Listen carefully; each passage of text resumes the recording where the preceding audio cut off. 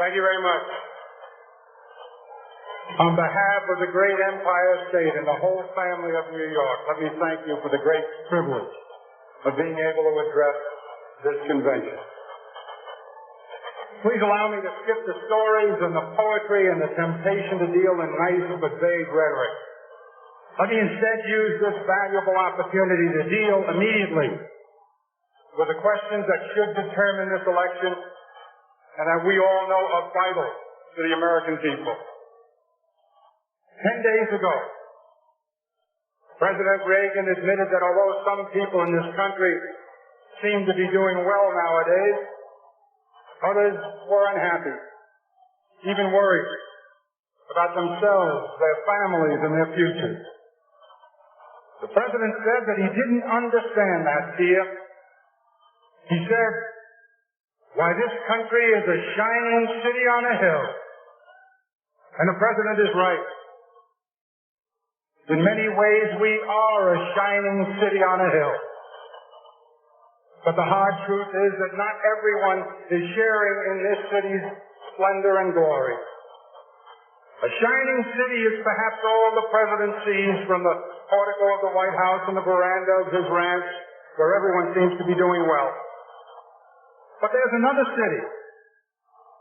There's another part of the shining city. The part where some people can't pay their mortgages, and most young people can't afford one. Where students can't afford the education they need, and middle-class parents watch the dreams they hold for their children evaporate. In this part of the city, there are more poor than ever, more families in trouble, more and more people who need help but can't find it. Even worse, there are elderly people who tremble in the basements of the houses there. And there are people who sleep in the city streets, in the gutter, where the glitter doesn't show. There are ghettos where thousands of young people without a job or an education give their lives away to drug dealers every day. There is despair, Mr. President, in the faces that you don't see, in the places that you don't visit, in your shining city. In fact, Mr. President, this is a nation, President, you ought to know, that this nation is more a tale of two cities than it is just a shining city on a hill. Maybe if you went to Appalachia, where some people still live in sheds.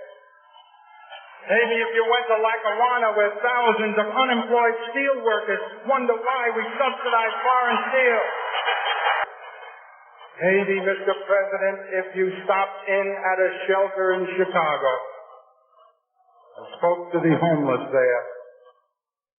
Maybe, Mr. President, if you asked a woman who had been denied the help she needed to feed her children because you said you needed the money for a tax break for $1 million. Maybe, Mr. President, but I'm afraid not. Because the truth is, ladies and gentlemen, that this is how we were warned it would be. President Reagan told us from the very beginning that he believed in a kind of social Darwinism, survival of the fittest. Government can't do everything, we were told, so it should settle for taking care of the strong and hope that economic ambition and charity will do the rest. Make the rich richer, and what falls from the table will be enough for the middle class and those who are trying desperately to work their way into the middle class. The Republicans called it trickle down when Hoover tried it. Now they call it supply side, but it's the same shining city for those relative few who are lucky enough to live in its good neighborhood. But for the people who are excluded, for the people who are locked out, all they can do is stare from a distance at that city's glimmering towers. It's an old story. It's as old as our history.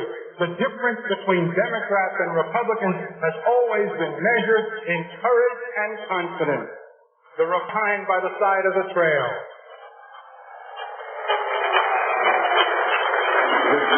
The strong, they tell us, will inherit the land. We Democrats believe in something else. We Democrats believe that we can make it all the way with the whole family intact, and we have more than once.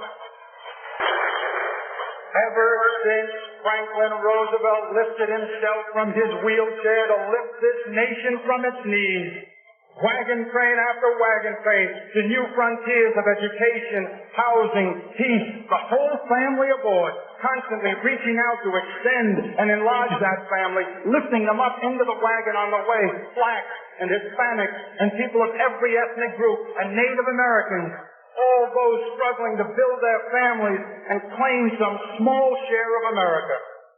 For nearly 50 years, we carry them all to new levels of comfort and security and dignity, even affluence.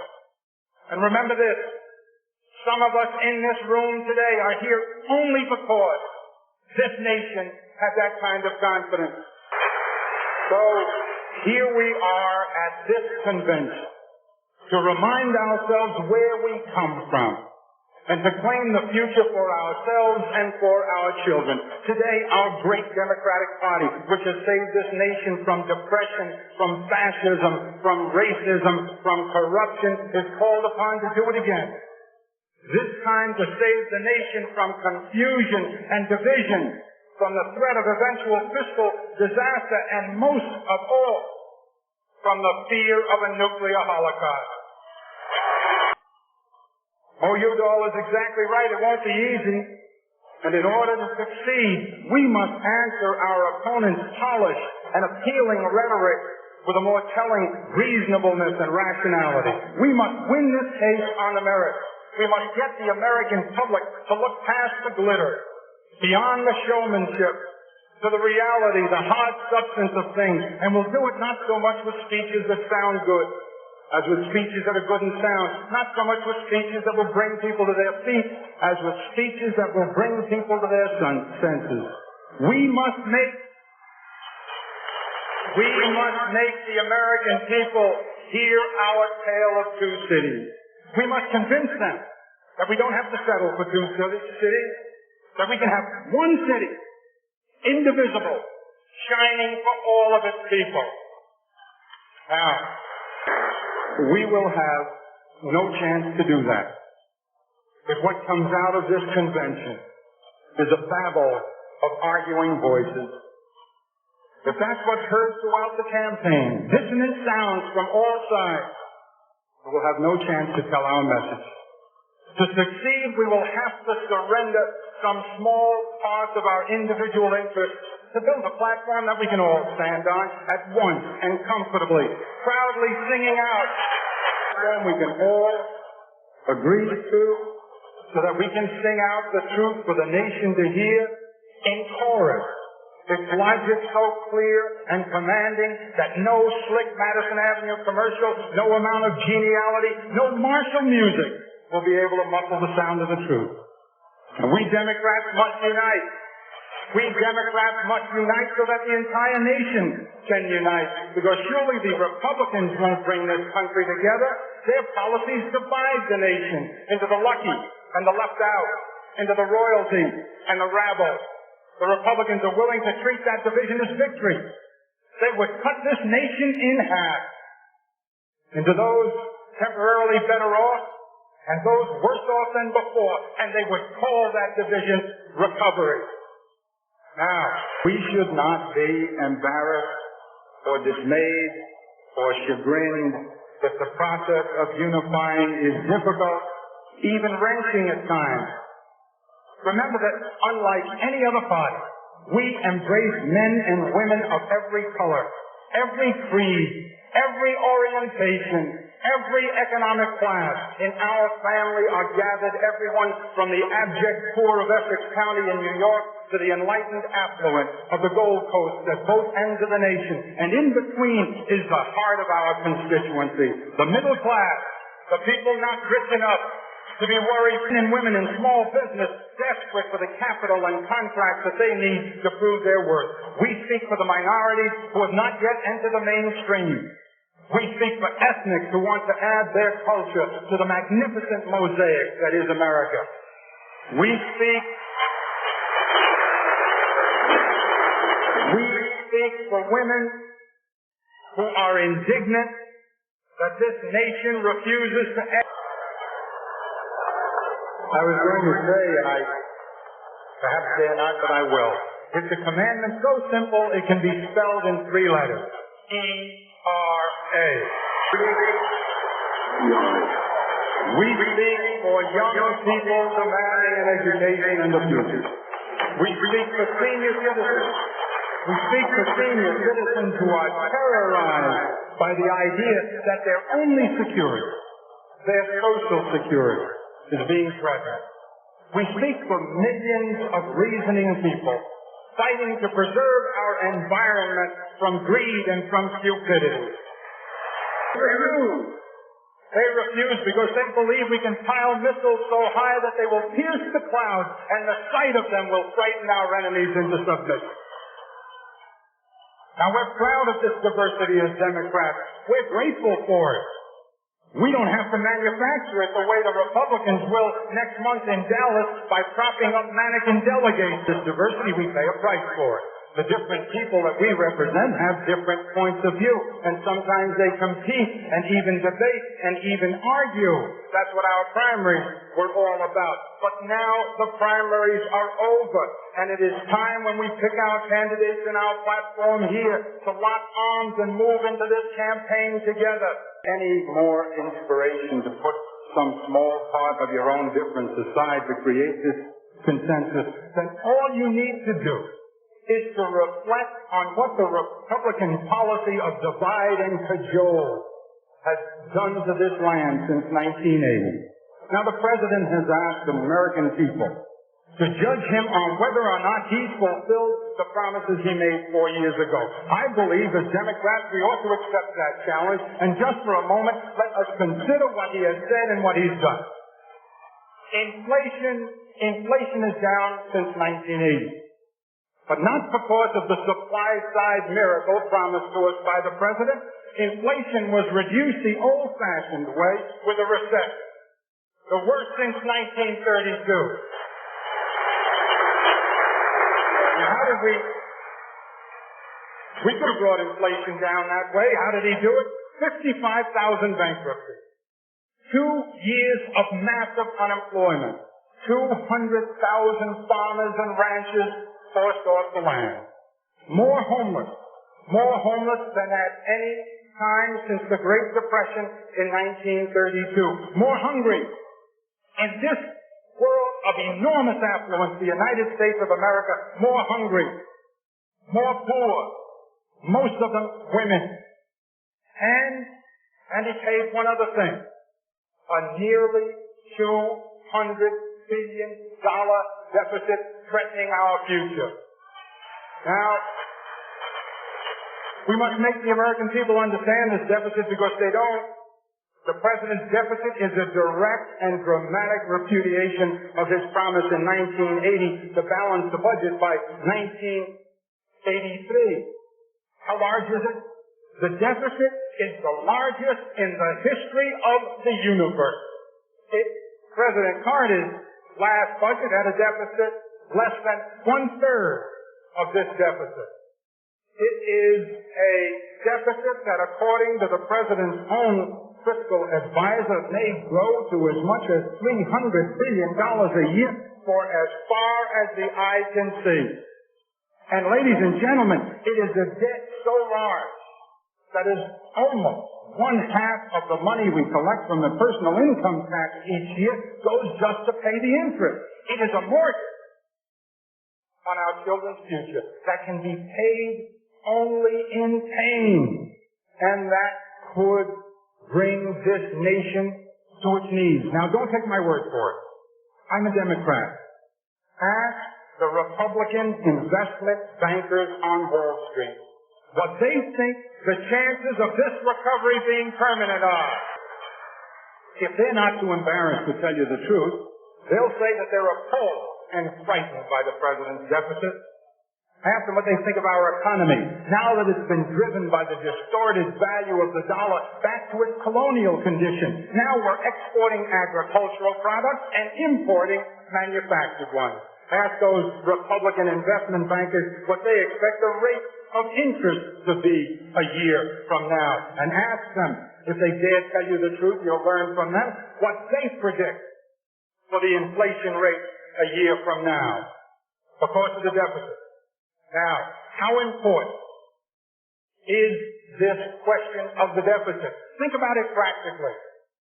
What chance would the Republican candidate have had in 1980 if he had told the American people that he intended to pay for his so-called economic recovery with bankruptcies, unemployment, more homeless, more hungry, and the largest government debt known to humankind? If he had told the voters in 1980 that truth, would American voters have signed the loan certificate for him on Election Day?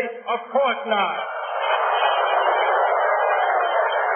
That was an election won under false pretenses. It was won with smoke and mirrors and illusions, and that's the kind of recovery we have now as well. They said that they would make us and the whole world safer. They say they have, by creating the largest defense budget in history. One that even they now admit is excessive. By escalating to a frenzy the nuclear arms race, by incendiary rhetoric, by refusing to discuss peace with our enemies, by the loss of 279 young Americans in Lebanon in pursuit of a plan and a policy that no one can find or describe. Latin American governments that murder nuns and then we lie about it. Then zealous in support of our only real friend, it seems to me, in the Middle East, the one democracy there, our flesh and blood ally, the State of Israel. Our foreign policy drifts with no real direction other than an hysterical commitment to an arms race that leads nowhere if we're lucky. And if we're not, it could lead us into bankruptcy or war. Of course we must have a strong defense. Of course Democrats are for a strong defense. Of course Democrats believe that there are times that we must stand and fight, and we have. Thousands of us have paid for freedom with our lives. But always, when this country has been at its best, our purposes were clear. Now they're not. Now our allies are as confused as our enemies. Now we have no real commitment to our friends or to our ideals, not to human rights, not to the refuseniks, not to Sakharov, not to Bishop Tutu and the others struggling for freedom in South Africa.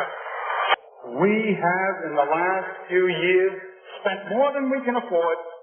We have pounded our chests and made bold speeches. But we lost 279 young Americans in Lebanon, and we live behind sandbags in Washington. How can anyone say that we are safer, stronger, or better? That is the Republican record. That its disastrous quality is not more fully understood by the American people, I can only attribute to the President's amiability and the failure by some to separate the salesman from the product. And now it's up to you and to me to make the case to America and to remind America that if they are not happy with all that the President has done so far, they should consider how much worse it will be if he is left to his radical proclivities for another 4 years unrestrained. If July brings back Ann Gorsuch-Burford, what can we expect of December? How much deeper the cuts in programs for the struggling middle class and the poor to limit that deficit? How high will the interest rates be? How much more acid rain killing our forests and fouling our lakes? And ladies and gentlemen, please think of this. The nation must think of this. What kind of Supreme Court will we have? Will be fashioned by the man who believes in having government mandate people's religion and morality. The man who believes that trees pollute the environment. The man that believes that the laws against discrimination against people go too far. A man who threatens Social Security and Medicaid and help for the disabled. How high will we pile the missile? How much deeper will the gulf be between us and our enemies? And ladies and gentlemen, will 4 years more make meaner the spirit of the American people? This election will measure the record of the past 4 years. But more than that, it will answer the question of what kind of people we want to be.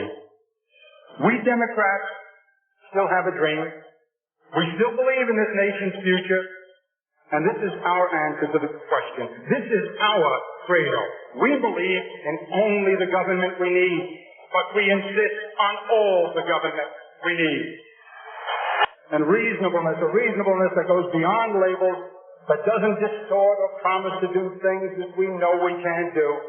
We believe in a government strong enough to use words like love and compassion, and smart enough to convert our noblest aspirations into practical reality.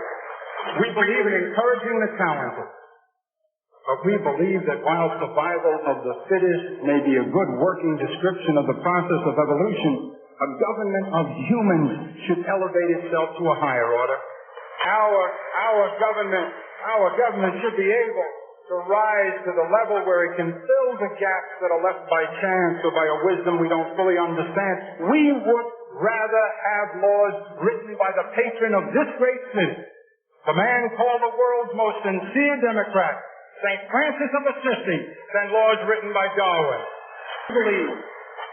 We believe as Democrats that a society as blessed as ours, the most affluent democracy in the world's history, one that can spend trillions on instruments of destruction, ought to be able to help the middle class in its struggle, ought to be able to find work for all who can do it, room at the table, shelter for the homeless, care for the elderly and infirm, and hope for the destitute. And we proclaim as loudly as we can the utter insanity of nuclear proliferation and the need for a nuclear freeze, if only to affirm the simple truth that peace is better than war because life is better than death.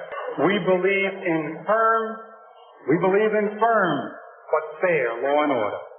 We believe proudly in the union movement. We believe in privacy for people, openness by government. We believe in civil rights, and we believe in human rights. We believe in a single fundamental idea that describes better than most textbooks and any speech that I could write what a proper government should be. The idea of family, mutuality, the sharing of benefits and burdens for the good of all, feeling one another's pain, sharing one another's blessings reasonably, honestly, fairly, without respect to race or sex or geography or political affiliation. We believe we must be the family of America, recognizing that at the heart of the matter we are bound one to another, that the problems of a retired school teacher in Duluth are our problem, that the future of the child in Buffalo is our future, that the struggle of a disabled man in Boston to survive and live decently is our struggle, that the hunger of a woman in Little Rock is our hunger, that the failure anywhere to provide what reasonably we might to avoid pain is our failure. Now, for 50 years, we Democrats created a better future for our children using traditional democratic principles as a fixed beacon, giving us direction and purpose, but constantly innovating, adapting to new realities. Roosevelt's alphabet program, Truman's NATO and the GI Bill of Rights, Kennedy's intelligent tax incentive and the Alliance for Progress, Johnson's civil rights, Carter's human rights, and the nearly miraculous Camp David peace accord. Democrats did it. And Democrats can do it again. We can build a future that deals with our deficit. Remember this, that 50 years of progress under our principles never cost us what the last 4 years of stagnation have. Intelligently, by shared sacrifice, with all parts of the nation's family contributing, building partnerships with the private sector, providing a sound defense without depriving ourselves of what we need to feed our children and care for our people, we can have a future that provides for all the young of the present by marrying common sense and compassion. We know we can, because we did it for nearly 50 years before 1980, and we can do it again. If we do not forget that this entire nation has profited by these progressive principles, that they helped lift up generations to the middle class and higher, that they gave us a chance to work to go to college, to raise a family, to own a house, to be secure in our old age. And before that, to reach heights that our own parents would not have dared dream of. That struggle to live with dignity is the real story of the shining city.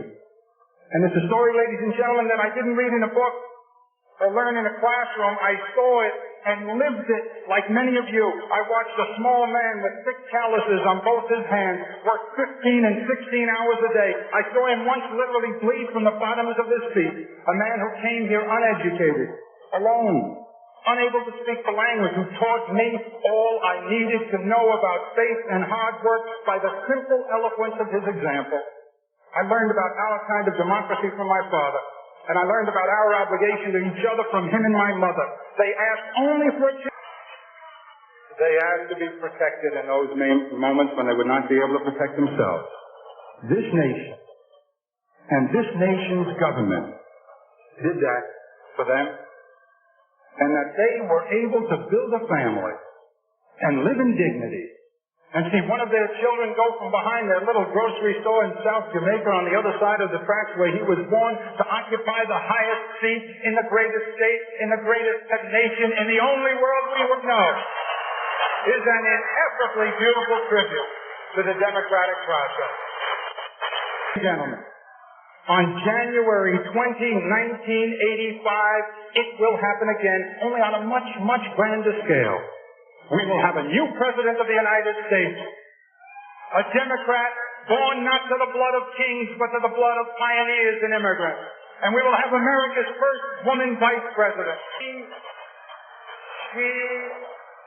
She will open with one magnificent stroke a whole new frontier for the United States. Now, it will happen.